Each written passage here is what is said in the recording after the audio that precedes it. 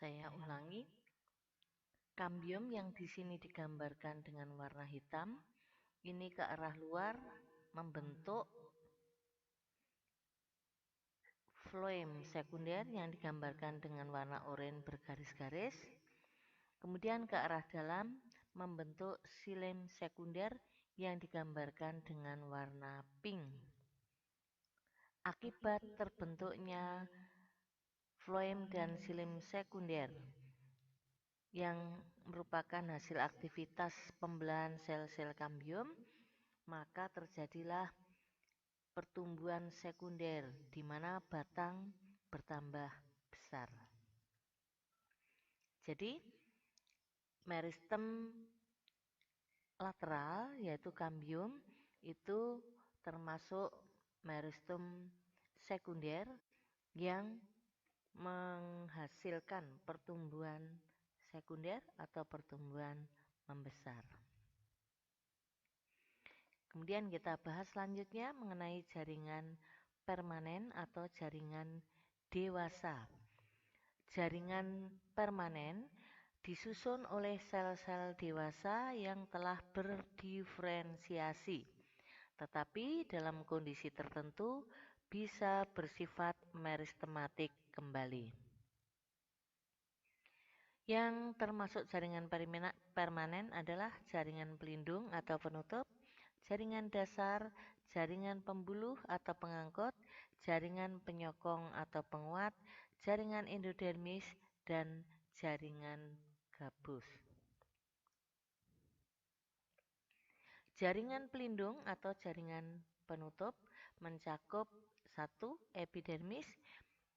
Epidermis merupakan lapisan paling luar dari semua organ tumbuhan, baik akar, batang, daun, buah, maupun biji serta bunga.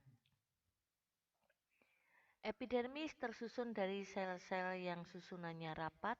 Karena rapat maka tidak memiliki ruang antar sel. Selnya tidak berklorofil dan mengandung lapisan lilin yang mendukung fungsinya sebagai perlindungan. Jaringan pelindung yang kedua yaitu periderm merupakan jaringan gabus yang menggantikan fungsi epidermis yang rusak ketika batang tumbuhan mengalami pertumbuhan sekunder bertambah besar sehingga epidermisnya rusak, maka fungsi epidermis digantikan oleh periderm. Jaringan dewasa berikutnya yaitu jaringan dasar atau parenkim. Berfungsi untuk memperkuat kedudukan jaringan lain sebagai tempat melekatnya jaringan lain, dan struktur jaringan tidak sama walaupun berasal dari jaringan embrional yang sama. Jaringan parenkim atau jaringan dasar memiliki ciri-ciri sebagai berikut. Terdapat pada akar, batang, daun, dan buah. Selnya bersifat hidup dan aktif. Di sini gambar jaringan parenkim yang mendukung ciri kedua selnya bersifat hidup itu ditunjukkan oleh adanya nukleus atau inti sel dan protoplasma yang digambarkan dengan warna hijau berbintik-bintik ini. Protoplasma itu merupakan kumpulan organel yang berada di dalam sitoplasma, tempat melangsungkan proses metabolisme sel. Berarti kalau ada protoplasmanya, sel itu bisa melakukan aktivitas hidup, berarti sel hidup. Berdinding tipis dengan bentuk bulat, persegi, atau panjang. Dindingnya tipis, ini yang digambar dengan garis hijau tua. Kemudian bentuk selnya bulat atau persegi atau ada yang berbentuk tiang. Terdapat ruang antar sel. Karena susunan selnya tidak rapat, maka antara sel satu dengan sel lain itu ada ruang antar sel untuk menyimpan gas-gas pernapasan. Banyak mengandung kloroplas utamanya pada parenkim palisade dan parenkim spons yang menyusun organ daun. Kemudian jaringan penyokong atau jaringan penguat mencakup kolenkim dan sklerenkim. Kolenkim mempunyai ciri-ciri strukturnya hampir sama dengan parenkim. Jadi susunannya hampir sama dengan parenkim. Fungsinya sebagai penguat tumbuhan yang masih muda maupun tumbuhan herba. Jadi misalnya pada batang mangga muda itu jaringan penyokongnya adalah kolenkim. Kemudian tumbuhan herba itu tumbuhan yang berair, misalnya bayam, kangkung. Itu adalah tumbuhan herba. Dia penyokongnya juga jaringan kolenkim. Selnya bulat karena penebalan selulosa pada dindingnya. Selnya berbentuk bulat karena penebalan dengan zat selulosa pada bagian dindingnya. Selnya bersifat hidup tanpa adanya nukleus. Tidak ada ruang antar sel. Lihat, ini garisnya rapat, gandeng antara sel satu dengan sel lainnya tanpa ruang antar sel. Dinding selnya terdiri dari selulosa dan pektin. Jadi penebalan dindingnya hanya terdapat pada bagian sudut-sudut selnya saja, tidak di seluruh keliling sel, hanya di bagian sudutnya saja, dan materinya dari selulosa dan pektin yang relatif lunak. Jaringan penyokong yang kedua yaitu sklerenkim. Jaringan penyokong ini sifatnya keras, dinding sel tebal, keras dan memiliki noktah. Noktah itu lubang-lubang kecil. Yang dimaksud dengan penebalan dinding dengan zat yang keras tadi adalah yang digambarkan dengan warna coklat kemerahan ini. Tersusun dari sel-sel mati. Di sini tidak tampak adanya nukleus. Tidak terdapat ruang antar sel. Susunannya rapat sehingga dindingnya gandeng antara sel satu dengan sel lainnya. Dinding sel mengandung selulosa dan lignin. Lignin itu zat kayu yang sifatnya keras. Di mana sklerenkim itu nanti ada dua, yaitu sklereid ini atau sel-sel yang dindingnya keras, yang bentuknya pendek-pendek seperti penyusun pada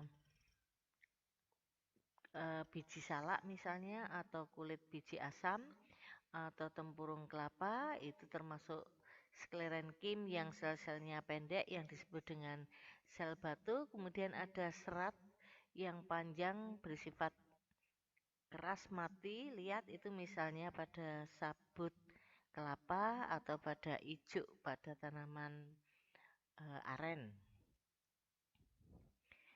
Ini adalah perbandingan gambar antara jaringan parenkim, jaringan kolenkim, dan jaringan sklerenkim.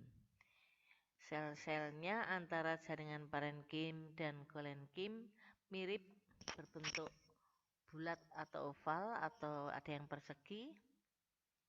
Bedanya, persamaan lainnya sama-sama bersifat hidup, ini tanpa adanya nukleus. Kemudian perbedaannya untuk parenkim ini dindingnya tipis dan susunannya renggang tanpa adanya ruang antar sel, sedangkan pada jaringan kolenkim Ini dindingnya di bagian sudutnya yang digambar warna coklat ini mengalami penebalan dengan zat selulosa atau pektin yang relatif lunak. Karena susunannya rapat maka tidak ada ruang antar sel.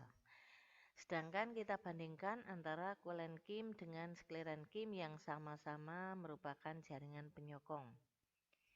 Persamaannya sama-sama mengalami penebalan dinding. Bedanya kalau koenkim penebalannya hanya di bagian sudut sel, kalau sklerenkim di sekeliling selnya.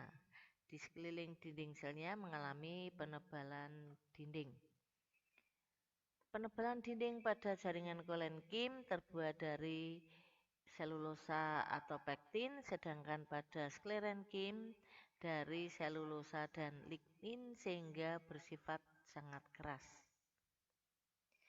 Kemudian jaringan koenkim sifatnya hidup, jaringan sklerenkim sifatnya mati. Jaringan koenkim merupakan penyokong pada organ tumbuhan muda atau herba, sedangkan sklerenkim merupakan penyokong pada organ tua.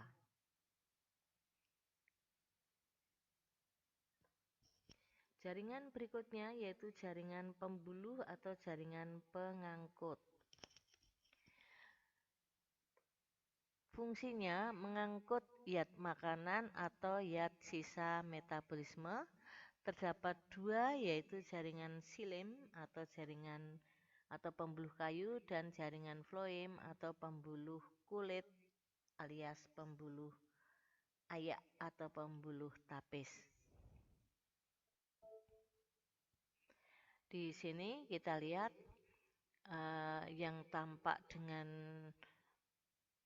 ruang-ruang kosong ini adalah sel-sel mati, sedangkan yang floem itu tampak sel-sel yang agak keruh sehingga dia dikatakan tersusun atas sel-sel hidup.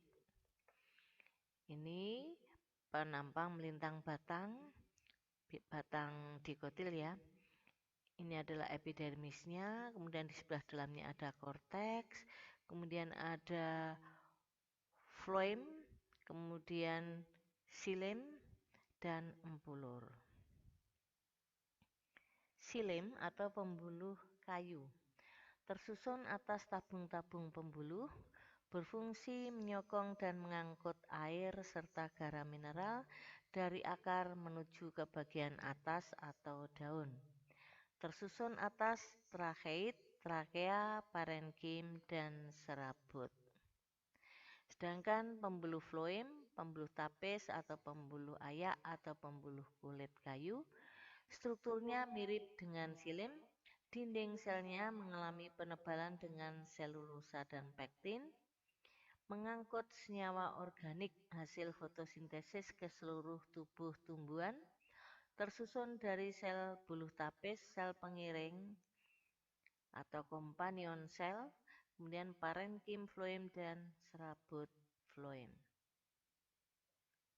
Kita lihat perbandingan unsur penyusun xilem dan floem. Pada xilem ini tersusun atas sel-sel berbentuk tabung, kemudian ini yang disebut dengan trakea, di mana ujung atasnya berbentuk seperti saluran air di kamar mandi. Ini berlubang ya, tembus membentuk seperti peralon begitu. Kemudian titik-titik ini menandakan adanya lubang-lubang yang disebut dengan noktah. Kemudian ada serabut xilem ini. Kemudian ada juga trakeit. Jadi ini trakea, ini trakeit, ini serabut xilem atau sklerenkim xilem yang ditandai dengan dinding sel yang tebal di sekeliling selnya. Pada pembuluh floem, ini adalah sel-sel floem yang permukaan atasnya tampak ada lubang-lubang yang